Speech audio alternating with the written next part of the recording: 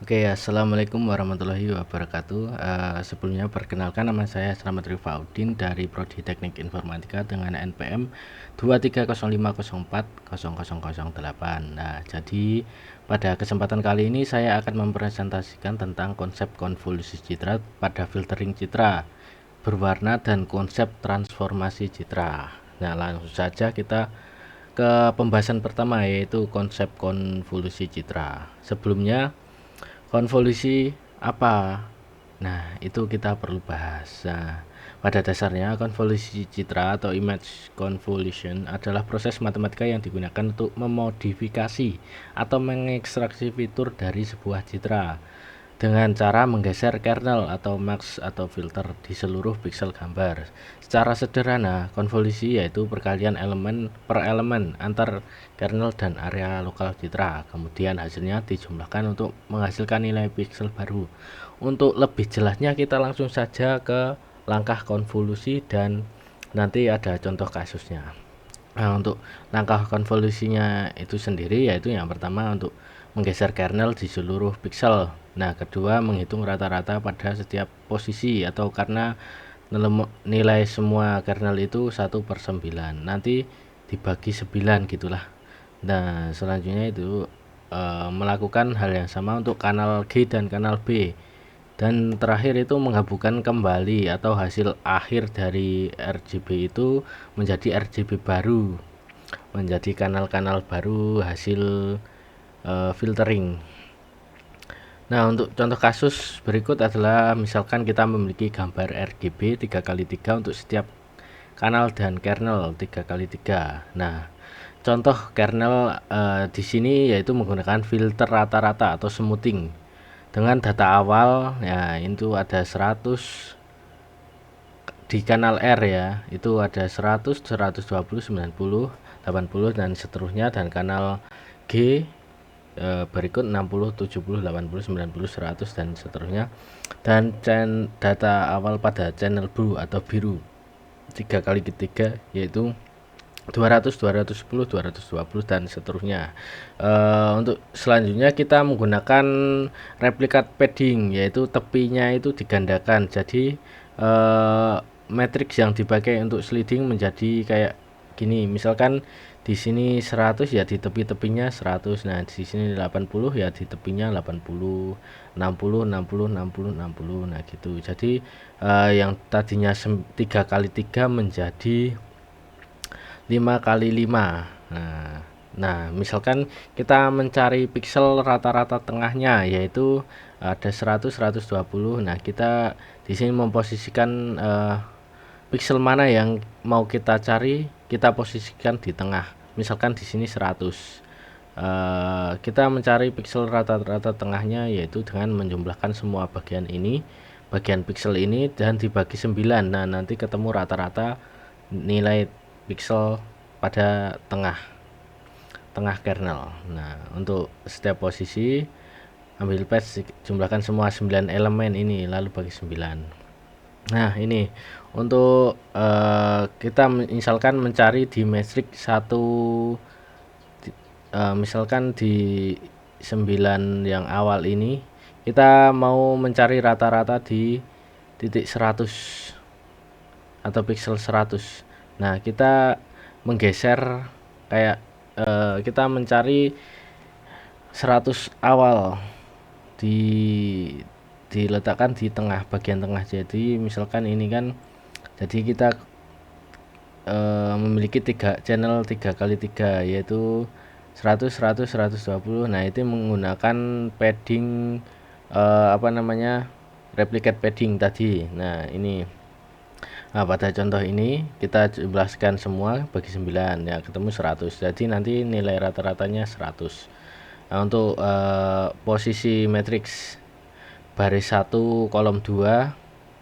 Nah, ini misalkan di 120 yang tadinya 120, kita jumlahkan semuanya 9 elemen tadi, ketemulah 96,666. Oke, hasil akhir dari karena kanal R dan filtering R untuk pembulatan integer. Nah, untuk kanal R yang tadinya 100, 120, 90 dan seterusnya itu menjadi 100, 96,67, 93,33, 87,78, 8. Nah, untuk nilai rata-rata tengahnya 84,44. Nah, ini dibulatkan dengan integer, yaitu pembilangan bulat. Untuk ini dari yang tadinya misalkan 96,967 menjadi 97, 93,33 menjadi 93. Nah, ini. Nah, itu nanti citra hasil konvolusi itu menjadi lebih halus dan lembut warnanya. Jadi kayak ngeblur-ngeblur gitu. Karena telah mengalami itu namanya perataan atau smoothing itu. Nah, untuk konsep selanjutnya yaitu konsep transformasi citra. Apa itu konsep transformasi citra?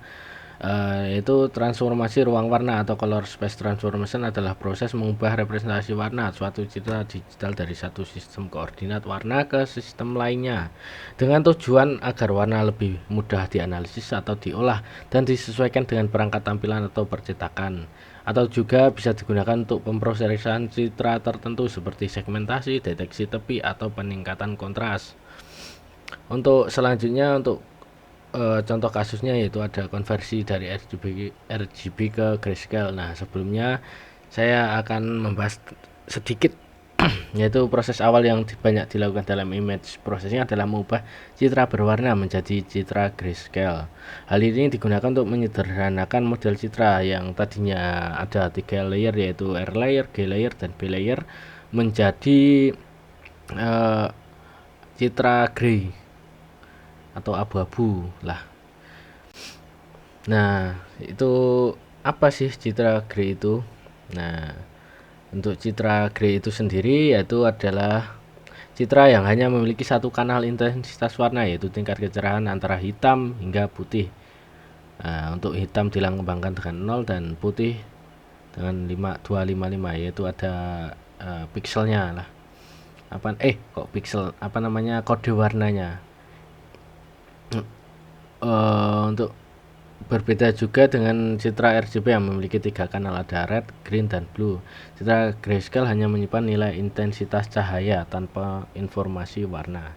Untuk rumus konversi RGB ke grayscale yaitu ada gray 0,299 kali R plus 0,587 kali G dan 0,114 kali B. Untuk nilai red, green, blue adalah intensitas masing-masing warna pada citra RGB dengan rentang nilai 0 hingga 255. Nilai gray adalah intensitas keabuan hasil konversi tersebut. Misalnya koefisien 0,299, 0,586 untuk menunjukkan tingkat kontribusi masing-masing warna terhadap persepsi kecerahan oleh mata manusia. Nah, selanjutnya adalah contoh perhitungan. Misalkan di sini ada R100, G150 dan B200, maka nilai grayscale-nya adalah ini misalkan 0 100, jadi kita kalikan dengan koefisien 0,299 menjadi 29,9, 0,587 untuk citra green-nya kalikan 150 menjadi 88,05. Nah, ini warna pixel tersebut memiliki tingkat keabuan 141. Nah, itu kita tambahkan semuanya 140,75 kita bulatkan menjadi 141. Nah, untuk rumus tersebut digunakan untuk menyesuaikan persepsi mata manusia terhadap kecerahan warna. Dengan citra grayscale, proses analisis citra seperti deteksi tepi, segmentasi, atau pengalaman pola dapat dilakukan dengan lebih efisien. Sekian presentasi dari saya. Apabila ada kurang lebihnya saya mohon maaf. Nah, untuk itu saja yang bisa saya sampaikan. Wassalamualaikum warahmatullahi wabarakatuh.